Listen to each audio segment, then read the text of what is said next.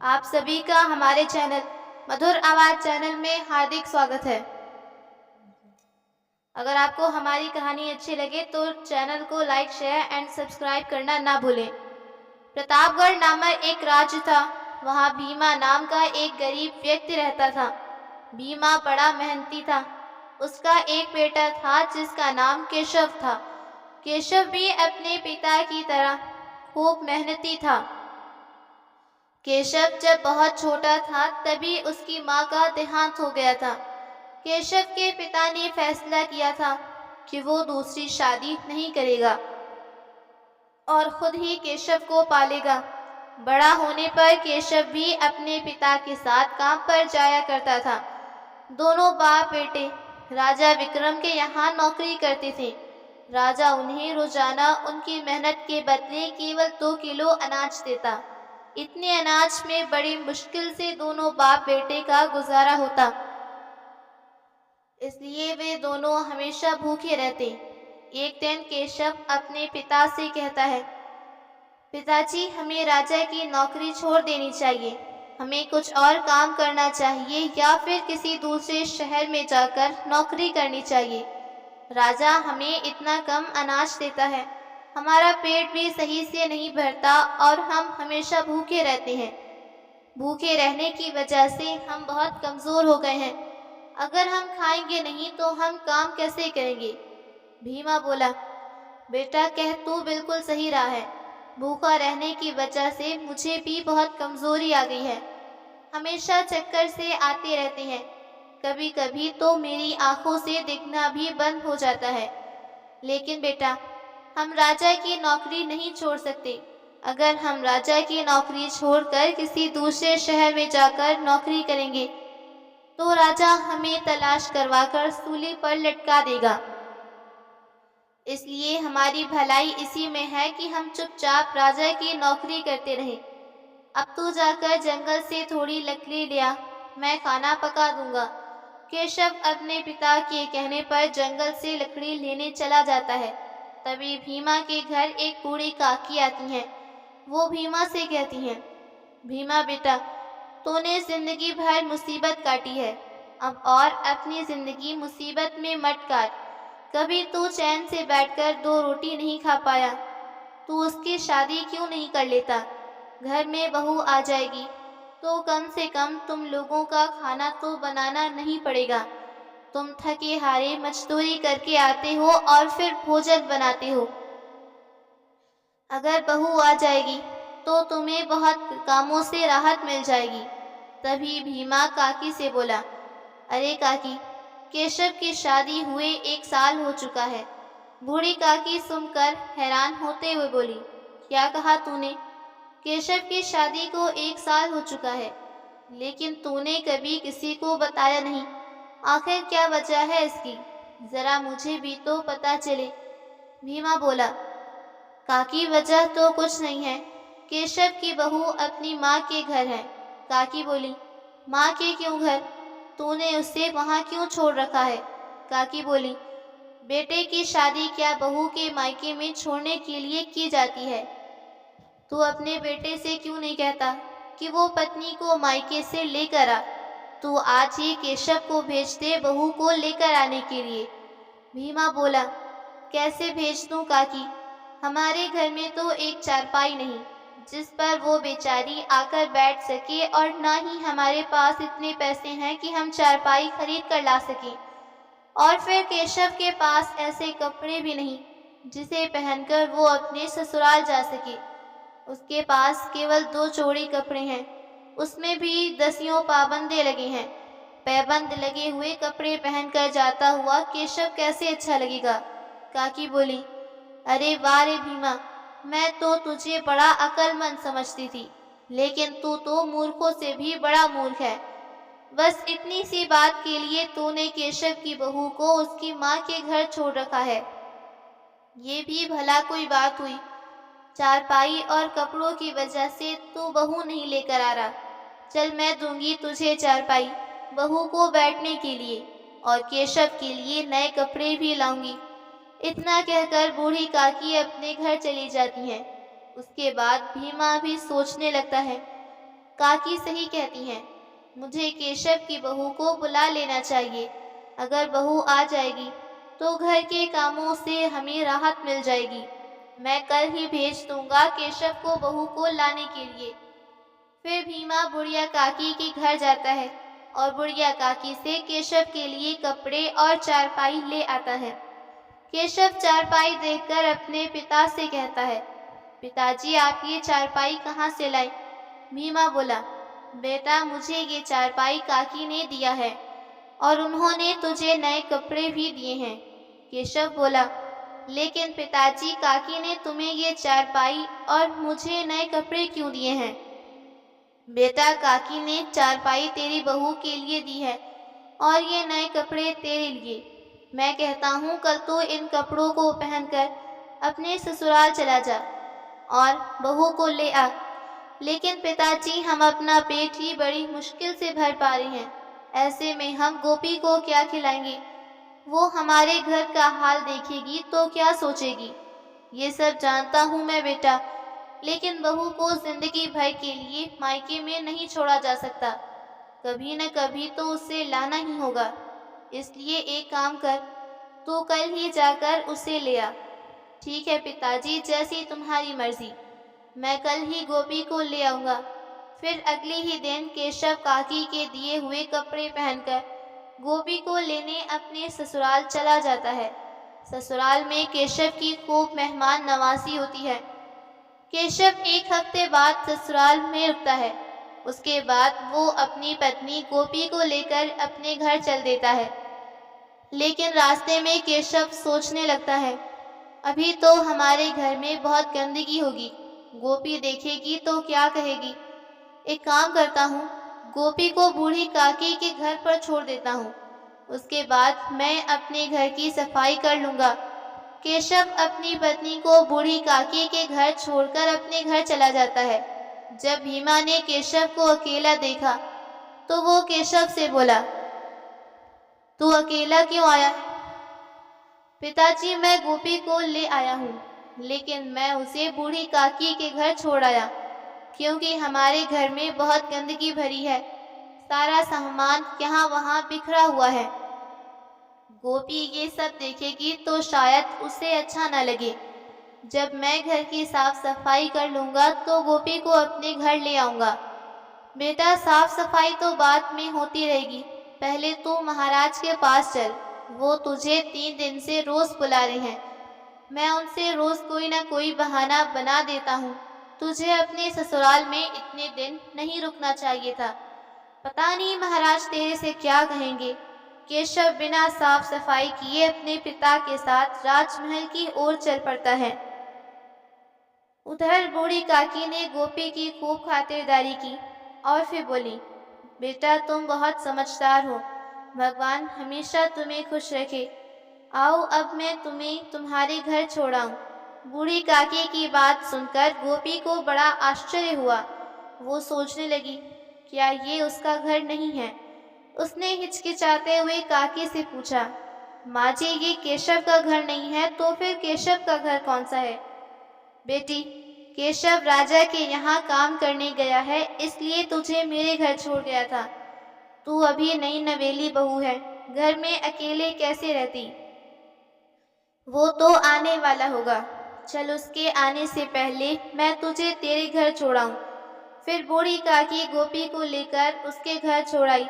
गोपी को केशव का घर देखकर बहुत आश्चर्य हुआ। पूरा घर गंदा पड़ा था।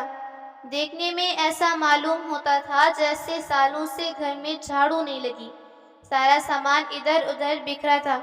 कपड़े में 2-3 जोड़े कपड़े रखे थे, जिन पर जगह जगह पैबंद लगे हुए थे और उन कपड़ों पर धूल जमी पड़ी थी। घर की ये हालत देखकर गोपी को रोना आ गया। वो सोचने लगती है, हे भगवान, पिछले जन्म में मैंने ऐसी कौन सी गलती की जिसकी सज़ा मुझे इस जन्म में मिल रही है। इस घर में तो कुछ भी नहीं है, अब मैं क्या करूं? मेरी तो कुछ समझ नहीं आ रहा। गोपी बहुत समझदार और होशियार थी। उसने सोचा, ये मेरे नसीब का हिस्सा है, अब मुझे कैसे भी करके इस मुश्किल से गुजरना होगा। वो हिम्मत करके उठी और घर की साफ सफाई में लग गई। कुछ ही देर में उसने पूरा घर साफ कर दिया और इधर उधर बिखरा हुआ सामान सही तरीके से लगा दिया। उसके बाद वो बूढ़ी काकी की दी हुई चारपाई पर बैठकर केशव के आने का इंतजार करने लगी। इंतजार करते करते रात होने वाली थी, लेकिन केशव और उसके पिता भीमा अभी तक घर नहीं आए थे। गोपी बेचैन होने लगी। इतना बड़ा घर और उस घर में वो अकेली। उसका दिल घबराने लगा। उसके दिमाग में तरह तरह के ख्याल आने लगते हैं। उतने में ही केशव और उसके पिता हाथ में अनाज का थैला लिए घर आ गए। घर आकर उन्होंने देखा कि उनके घर का नक्शा बदल गया था। जो घर हमेशा कूड़े का ढेर बना रहता, आज वो हीरो की तरह चमक रहा था। ये देखकर दोनों बहुत खुश हुए। फिर केशव ने 2 किलो अनाज जो उन्हें राजा देता था अपनी पत्नी को दे दिया और बोला, लो गोपी, इसे पका लो। गोपी को 3 लोगों के लिए इतना कम अनाज देकर बहुत आश्चर्य हुआ। वो केशव से पूछने लगी, ये अनाज 3 लोगों के लिए बहुत कम है, तुम्हें अनाज थोड़ा और लाना चाहिए था। गोपी, राजा मुझे और पिताजी को एक दिन काम करवाने के बाद केवल 2 किलो अनाज देता है। अब तुम ही बताओ, मैं अनाज कैसे ले आता? आप लोग राजा के यहाँ पूरा दिन मेहनत करते हो और राजा आपको 2 किलो अनाज देकर बहका देता है। राजा आपके साथ नाइंसाफी कर रहा है। गोपी की बात सुनकर भीमा बोला, बेटा, अब हम कर भी क्या सकते हैं? राजा की बात टालने की हिम्मत किस में है? गोपी बोली, अब से आप 2 किलो अनाज मत लाना। कल आप राजा से कहना, हमारा इस अनाज में पेट नहीं भरता, हम भूखे रहते हैं। आपकी बड़ी कृपा होगी अगर आप हमारा अनाज 2 किलो से बढ़ाकर 5 किलो कर दें। और सुनो, राजा से ये बात कहते हुए आप बिल्कुल भी मत डरना। अगर राजा आपको 5 किलो अनाज देने के लिए राजी हो जाए तो ठीक है, वरना आप उनसे काम करने के लिए मना कर देना। अगर राजा को आपकी काम की ज़रूरत होगी तो वो आप लोगों से काम करवाएंगे, वरना नहीं करवाएंगे। गोपी, अभी तुम राजा को जानती नहीं, जो तुम ये बात कह रही हो। अगर हमने राजा से कह दिया तो वो हमारी ज़बान कटवा देंगे। ऐसे कैसे राजा तुम्हारी ज़ुबान कटवा देंगे? तुमने किसी को लूटा तो नहीं है, तुमने चोरी नहीं की और ना ही तुम झूठ बोल रहे हो। फिर तुम्हें किस बात का डर है? अपना हक मांग रहे हो और जो हक नहीं मांगता वो कुछ नहीं कर सकता। इसलिए मैं कहती हूँ, तुम एक बार राजा से अनाज बढ़ाने के लिए बात ज़रूर करना। ठीक है बेटा, तू इतना कह रही है तो मैं कल राजा से अनाज बढ़ाने के बारे में ज़रूर बात करूँगा। अब तुम इस अनाज को बना दो। अगले दिन केशव और उसके पिता भीमा राजा के पास गए और फिर भीमा राजा से बोला, महाराज, मैं यहाँ आपसे अपने अनाज के बारे में बात करने आया हूँ। आप हमें पूरे दिन मेहनत करने के बाद केवल 2 किलो अनाज ही देते हैं। इतने अनाज में हमारा गुजारा नहीं हो पाता, हमें ज़्यादातर भूखा रहना पड़ता है। इसलिए महाराज, आपसे गुजारिश है, अगर आप हमारा अनाज 2 किलो से बढ़ाकर 5 किलो कर दें तो आपकी बड़ी कृपा होगी। राजा बोला, भीमा, ये बात तुम्हें पहले बतानी थी। भूखा रहना अच्छी बात नहीं। अगर तुम भूखे रहोगे तो खाली पेट काम कैसे करोगे? मैं आज से ही तुम्हारा अनाज 5 किलो नहीं बल्कि 6 किलो कर देता हूँ। फिर राजा मंत्री से कहता है, मंत्री, आज से भीमा को रोज़ाना 6 किलो अनाज दिया जाएगा और दूसरे जितने भी मजदूर हैं सभी का अनाज बढ़ा दिया जाए। राजा का फैसला सुनकर दोनों बाप बेटे 6 किलो अनाज लेकर खुशी खुशी अपने घर चले गए। जब गोपी ने केशव के सिर पर अनाज का बड़ा थैला देखा तो वो समझ गई कि राजा ने उनकी बात मान ली है। फिर उसने उन दोनों से पूछा, इस थैली को देखकर मालूम होता है कि राजा ने तुम्हें 5 किलो अनाज दे दिया। उन्होंने तुम्हें कुछ कहा तो नहीं? भीमा बोला, नहीं बेटा, राजा ने कुछ नहीं कहा। हमने महाराज से अपनी मजदूरी का 5 किलो अनाज मांगा लेकिन महाराज ने हमें 6 किलो अनाज दिया। आज से हमें रोजाना हमारी मेहनत का 6 किलो अनाज मिलेगा। हम महाराज से बेकार ही डरते थे, लेकिन हमारे महाराज बहुत ही दयालु हैं। उन्होंने हमारे साथ कभी मजदूरों से अनाज में बढ़ोतरी कर दी। सभी घर वाले बहुत खुश थे। भीमा ने गोपी को बहुत आशीर्वाद दिया। गोपी बहुत समझदार थी। राजा द्वारा दिए गए अनाज से वो आधा अनाज बना लेती और आधे को पका लेती। 2 महीने तक उसने यही काम किया। फिर एक दिन उसने अपने ससुर से कहा, आज आप राजा से कहना कि मैंने अपनी बेटी की शादी कर ली है। अब हम परिवार में 3 सदस्य हो गए हैं। आप जो अनाज हमें देते हैं उससे हमारा पूरा नहीं पड़ता। महाराज, अगर आप हमारा अनाज थोड़ा और बढ़ा दें तो अच्छा होगा। भीमा बोला, ठीक है बेटी, हम महाराज से ऐसा ही कहेंगे। अगले दिन शाम को काम खत्म करके दोनों बाप बेटे राजा के पास गए और बोले, महाराज, मैंने अपने बेटे केशव की शादी कर दी। अब हमारे घर में 3 सदस्य हो गए हैं। अगर आप हमारा अनाज थोड़ा और बढ़ा देंगे तो बहुत अच्छा होगा।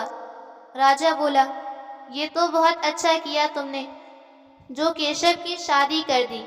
मंत्री से कहकर आज ही तुम्हारा अनाज 10 किलो करवा दूंगा। दोनों बाप बेटे 10 किलो अनाज लेकर घर आ गए। 10 किलो अनाज को देखकर गोपी बहुत खुश हुई।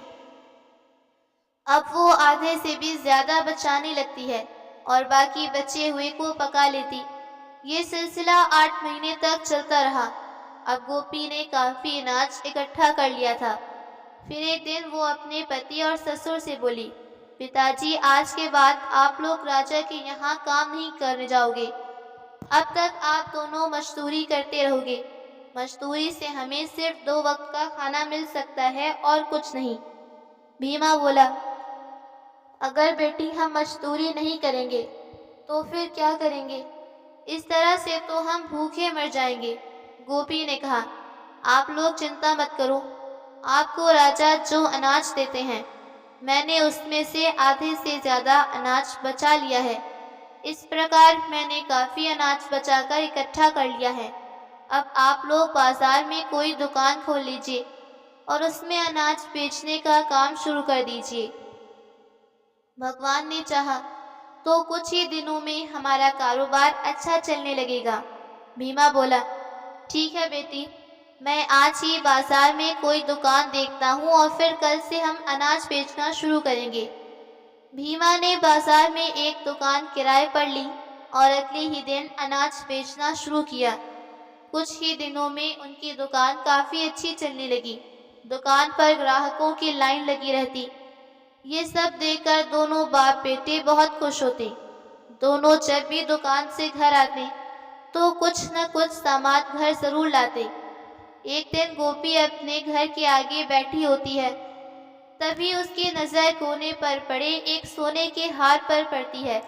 सोने का हार देखकर गोपी की आंखें आश्चर्य से फटी की फटी रह जाती हैं। गोपी जल्दी से हार को उठा लेती है और उसे घर में ऐसी जगह रख देती है जहाँ किसी की नजर ना पड़े। उसी दिन पूरे नगर में राजा के सिपाही ने ऐलान किया, सुनो ए गांव वालों, जरा गौर से सुनो। एक चील रानी का सोने का हार लेकर उड़ गई है। जिस किसी इंसान को वो सोने का हार मिल जाए वो हार राजा को लौटा दे। इसके बदले राजा उस व्यक्ति को मुंह मांगा इनाम देंगे। रानी के हार की खबर पूरे नगर में फैली। हर किसी के जुबान पर रानी के हार की चर्चा थी। जब ये बात गोपी को पता चली तो उसने हार के बारे में किसी से जिक्र नहीं किया।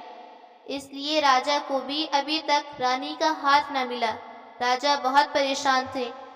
मंत्री, हार के बारे में कुछ पता चला या नहीं? मंत्री बोला, नहीं महाराज, अभी तक कुछ पता नहीं चला, लेकिन हार की तलाश जारी है। राजा बोला, मंत्री तुम एक काम करो, पूरे नगर में दोबारा ऐलान करवाओ कि रानी का हार अभी तक नहीं मिला। अगर किसी भी आदमी को हार के बारे में कुछ भी पता हो वो बिना डरे दरबार में आकर राजा को बताए और जो भी हार लाकर देगा उसे मुंह मांगा इनाम दिया जाएगा। मंत्री सिपाही से दोबारा पूरे नगर में ऐलान करवा देता है। अगले दिन गोपी अपने ससुर और पति से कहती है, मैंने सुना है रानी का हार चील लेकर उड़ गई और जो भी आदमी उस हार को तलाश करके राजा को देगा, राजा उसे मुंह मांगा इनाम देंगे। भीमा बोला, नहीं महाराज, बहू, हमारे महाराज कभी झूठ नहीं बोलते। वो जो भी वादा करते हैं उसे पूरा करते हैं। राजा के ज्योतिषियों ने बताया कि हार किसी के घर के आगे पड़ा हुआ है। तभी गोपी बोली, पिताजी ज्योतिषी सही कहते हैं, हार हमारे घर के आगे पड़ा हुआ था। अब रानी का हार मेरे पास है। आप जाइए, राजा को ये हार ले जाकर दे दीजिए। भीमा गोपी से हार ले जाकर राजा को देता है। रानी का हार देखकर राजा बहुत खुश होता है। उसके बाद राजा भीमा से कहता है, भीमा, हम तुमसे बहुत खुश हैं। शर्त के मुताबिक अब तुमसे जो मांगोगे वो मांग लो, हम तुम्हें देने को तैयार हैं। भीमा बोला, महाराज, मैं आपसे क्या मांग सकता हूँ? आपके हमारे ऊपर पहले बहुत एहसान है। ये तो मैंने अपना कर्तव्य का पालन किया। भीमा, मैं जानता हूँ तुम बहुत ईमानदार और एक सच्चे इंसान हो, लेकिन तुम्हें कुछ न कुछ तो अवश्य ही मांगना होगा। मैं तुम्हें तुम्हारी ईमानदारी का इनाम देना चाहता हूँ। भीमा बोला, महाराज, आप इतना कह ही रहे हैं तो मैं पहले अपना घर पर मशवरा कर लूँ, उसके बाद आपको बताऊंगा। राजा बोला, ठीक है भीमा, तुम अपने परिवार वालों से बात करके मुझे कल बता देना। उसके बाद भीमा अपने घर चला जाता है। घर आकर वो गोपी से बोलता है, बेटी, महाराज मुझे इनाम देना चाहते हैं, लेकिन मैंने उनसे ये कह दिया कि घर वालों से बात करके बताऊंगा। आपने बहुत अच्छा किया पिताजी। अब आप राजा से कहिए कि महाराज, अगर आप मुझे थोड़ी सी ज़मीन का टुकड़ा दे दें तो उस पर हम खेती करके अपने परिवार का गुजारा सही तरीके से कर सकते हैं। भीमा बोला, ठीक है बेटी, जैसा तुम कह रही हो मैं महाराज से वैसा ही कह दूंगा। अगले दिन भीमा राजमहल पहुंचकर राजा के सामने खड़ा हो गया। राजा भीमा से बोले, कहो भीमा, परिवार वालों से क्या मशवरा करके आए हो? भीमा बोला, महाराज, अगर आप मुझे थोड़ी सी ज़मीन दे दें तो मैं उस पर खेती करके अपने परिवार का गुजारा कर सकता हूँ।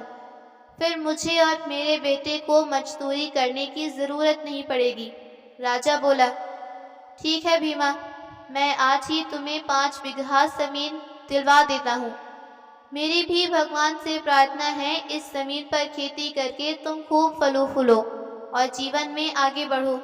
फिर राजा मंत्री से कहकर भीमा को 5 बीघा ज़मीन दिलवा देते हैं। अब भीमा दिन रात खेत में मेहनत करता है और केशव अनाज की दुकान चलाता है।